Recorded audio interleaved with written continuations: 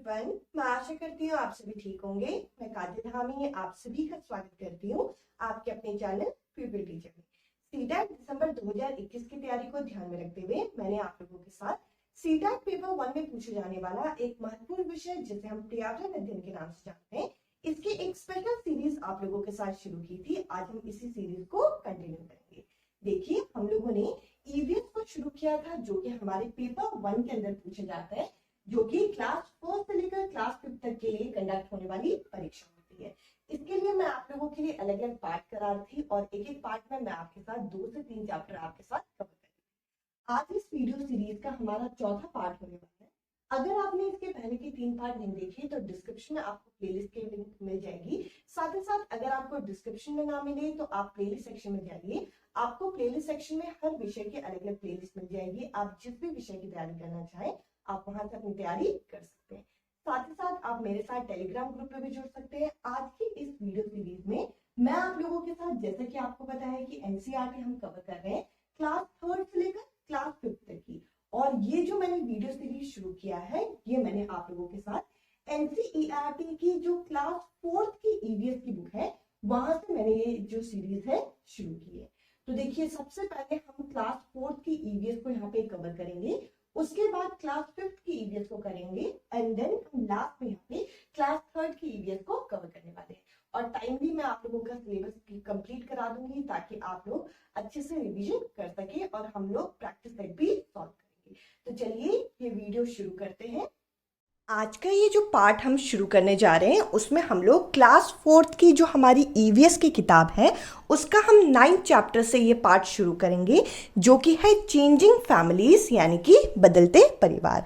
अगर हम सीटेट परीक्षा के दृष्टिकोण से देखें तो ये चैप्टर इतना ज़्यादा इंपॉर्टेंट नहीं है, क्योंकि हम लोगों को यहाँ पे कारण यहाँ पे बता रखे हैं कि परिवारों में जो बदलाव हो रहा है, हमारे फैमिली के जो स्ट्रक्चर में जो चेंज आते हैं उसके क्या क्या कारण होते हैं। तो फटाफट इनको जरा देख लेते हैं, फिर आगे की जो 2 चैप्टर आज की इस पार्ट में हम कवर करने वाले हैं वो बहुत ज़्यादा इंपॉर्टेंट है सीटेट परीक्षा के दृष्टिकोण से, तो वीडियो को आप एंड तक देखना।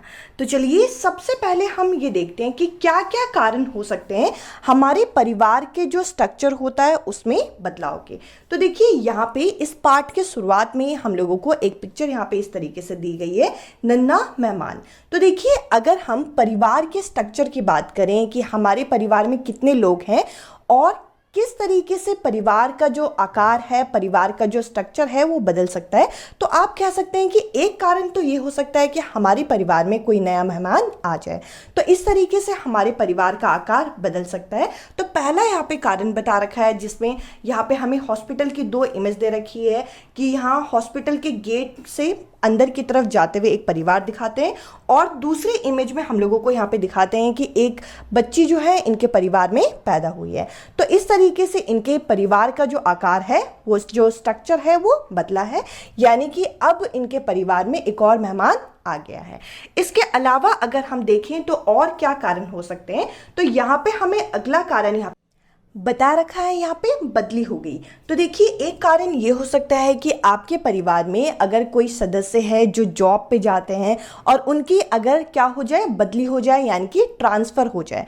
ट्रांसफ़र होने की वजह से भी क्या होता है, जो पहले जो जॉइंट फैमिलियाँ हुआ करती थी अब वो परिवार क्या हो गए, वो न्यूक्लियर बन जाते हैं, वो छोटे छोटे परिवार में टूट जाते हैं। तो एक कारण ये हो सकता है कि यहाँ पे बदली हो जाए, ट्रांसफ़र हो जाए। तो हमें यहाँ पे 2 अलग अलग इमेज दिखा रखी है, जिसमें पहली इमेज में हमें ये बता रखा है कि जो एक व्यक्ति है उसका जो बॉस है उसे बताता है एक लेटर देके कि अब तुम्हारा प्रमोशन हो गया है, अब तुम्हारा तबादला यहाँ से हो जाएगा। और दूसरी इमेज में यहाँ पे ये दिखा रखा है कि वो अपने परिवार में जाके बताता है कि मेरा तबादला हो गया, अब हमें यहाँ से जाना पड़ेगा। तो देखिए, 2 कारण हमने देखे। पहला कारण ये है कि आपके परिवार में अगर कोई नन्हा मेहमान आ जाए तो आपके परिवार का आकार बदल सकता है। इसके अलावा दूसरा कारण हमें यहाँ पे बता रखा है कि अगर आपके परिवार में कोई सदस्य जो है, जो वर्किंग है, जो जॉब पे जाते हैं, अगर उनका तबादला हो जाए, उनका जो ट्रांसफ़र हो जाए, तो इससे भी परिवार का आकार बदल सकता है। इसके अलावा अगर हम देखें तो अगला जो कारण हमें यहाँ पे बता रखा है वो बता रखा है शादी। तो देखिए, यहाँ पे हमें शादी की 4 यहाँ पे अलग अलग पिक्चर दे रखी थी, जिसमें से मैंने 2 पिक्चर यहाँ पे लगाई है, जिसमें यहाँ पे एक दुल्हन जो है वो घूंघट डाले हुए बैठी हुई है। तो देखिए अगर शादी हो जाए तो शादी के बाद भी जो लड़की होती है उसका घर यहाँ पे बदल जाता है और कहीं ना कहीं वो एक नए घर के सदस्य बन जाती है। तो इस तरीके से दोनों घर के आकार में परिवर्तन आ जाता है। तो ये हमें 3 यहाँ पे महत्वपूर्ण कारण बता रखे हैं कि हमारी जो फैमिली है, हमारे जो परिवार है, उनके आकार में, उनके स्ट्रक्चर में किस तरीके से चेंजेस आते हैं। तो हमें इस पार्ट में ये सब चीज़ें बताई गई थी और इसी तरीके के प्रश्न हमारे एनसीईआरटी के बुक के अंदर भी दिए गए हैं। इसके अलावा अगर हम आगे बढ़ें 10वें पार्ट की तरफ, तो 10वें पार्ट का नाम यहाँ पे दे रखा है हुतुतु।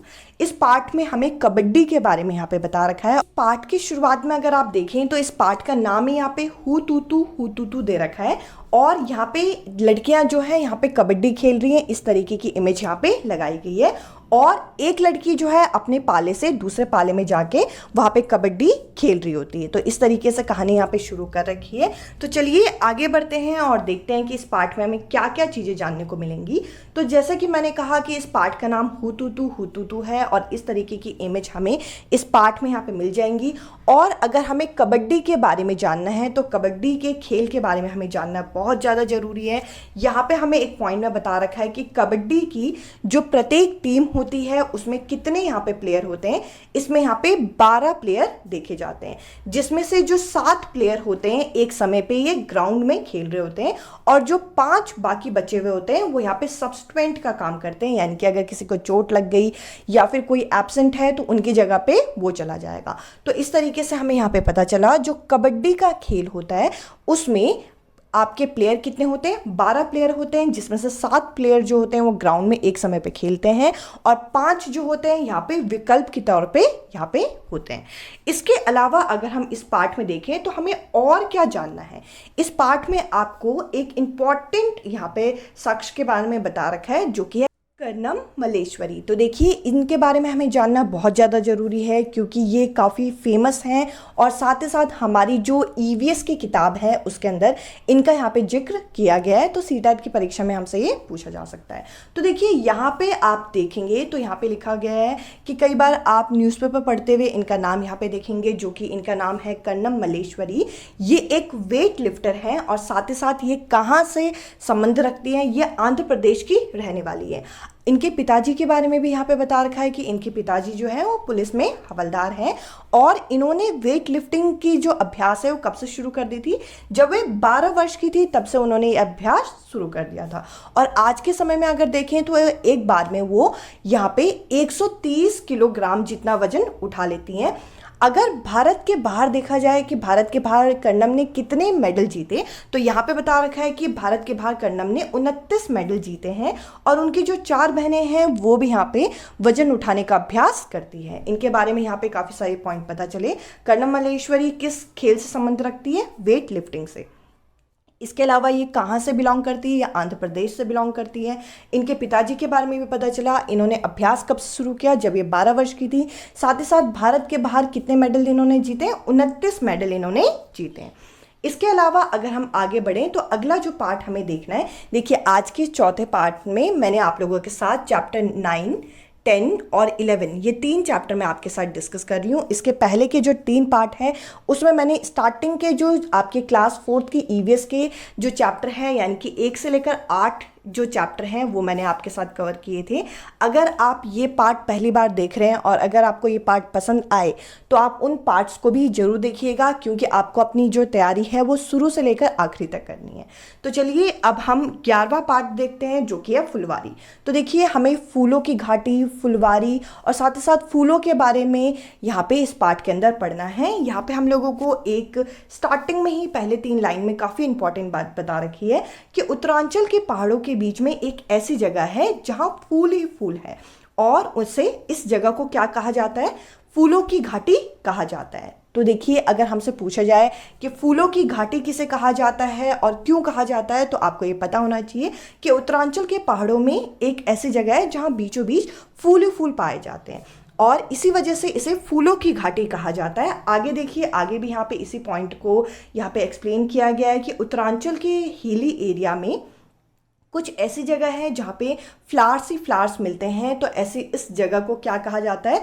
द वैली ऑफ फ्लावर, यानी कि फूलों की घाटी। अब देखिए इस पाठ में और क्या जानने के लिए, जैसे अभी हमने देखा हु जो पाठ हमने इससे पहले देखा, उसमें कबड्डी के बारे में हमने जाना और साथ ही साथ कर्णम मल्लेश्वरी के बारे में हमने जाना।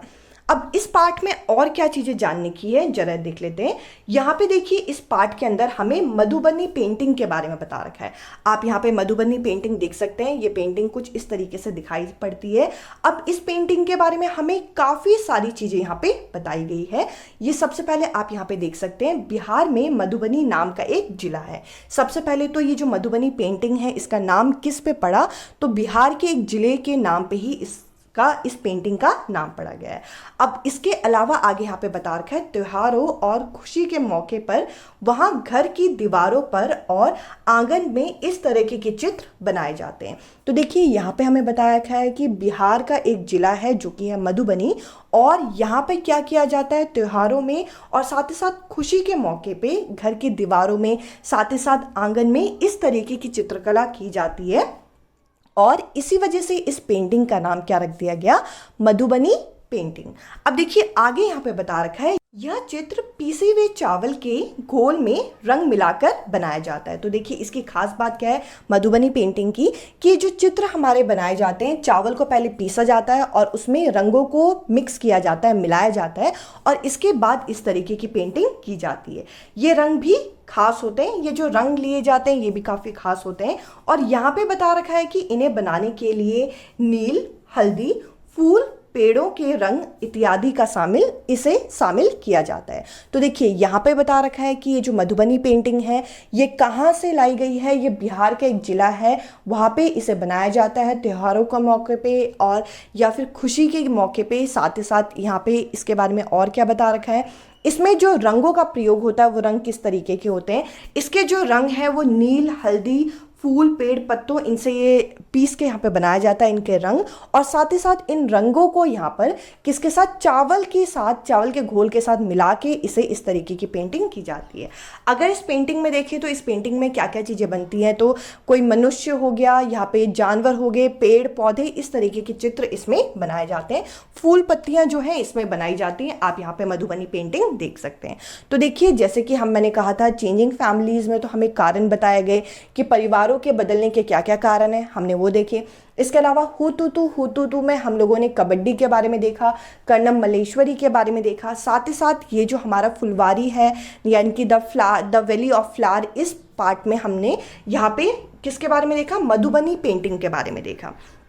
इसके अलावा जब ये चैप्टर यहाँ पे ख़त्म हो रहा है तो इसमें हमें कन्नौज डिस्ट्रिक्ट जो कि उत्तर प्रदेश में है ये क्यों फेमस है। तो देखिए यहाँ पे बता रखा है कन्नौज डिस्ट्रिक्ट जो कि उत्तर प्रदेश में है, यहाँ पे ट्रक लोड करके अगल बगल वाले जो राज्य हैं वहाँ से फूलों को लेके आया जाता है, ताकि यहाँ पे इस एरिया में कुछ पर्पसफुल काम किया जा सके, जैसे कि रोज़ वाटर बनाया जाता है यहाँ पे।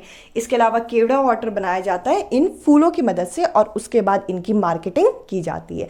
तो फूलों का किस तरीके से यहाँ पे यूज़ किया जाता है इसके बारे में हमें बताया गया है इस चैप्टर में, यानी कि फुलवारी में। और साथ ही साथ यहाँ पे दादी का नुस्खा भी हमें यहाँ पे बताया गया है कि अगर हम गुलाब जल और ग्लिसरीन को बराबर मात्रा में मिला के उसमें नींबू के कुछ रस को डालें और सर्दियों में अगर इस घोल को लगाएं तो हमारी जो त्वचा है वो नहीं फटती। यहाँ पे हमें इस पार्ट के एंड में इस बारे में बताया गया है। आई होप ये वाला जो पार्ट मैंने आप लोगों को एक्सप्लेन किया ये आप लोगों को पसंद आया होगा। अगर आप लोगों को ये पार्ट पसंद आया है तो जैसे कि मैं बार बार आप लोगों को बोल रही हूँ, इसके पहले के 3 पार्ट आप जरूर देखिए, क्योंकि अगर आप ये वाला पार्ट देखने आए हैं और सीटेट के पेपर 1 में अपेयर हो रहे हैं तो इसके पहले के 3 पार्ट 1, 2 और 3 ये भी आप लोगों के लिए उतने ही इंपॉर्टेंट है, क्योंकि क्लास 4th की आपकी ईवीएस की जो सीरीज़ है वो शुरू से ख़त्म हो जाएगी। साथ ही साथ आप मेरे साथ टेलीग्राम ग्रुप पे भी जुड़ सकते हैं, जिसका लिंक आप लोगों को डिस्क्रिप्शन में मिल जाएगा। आज की इस वीडियो में इतना ही। अब मैं आपसे मिलूंगी अगली वीडियो में अगले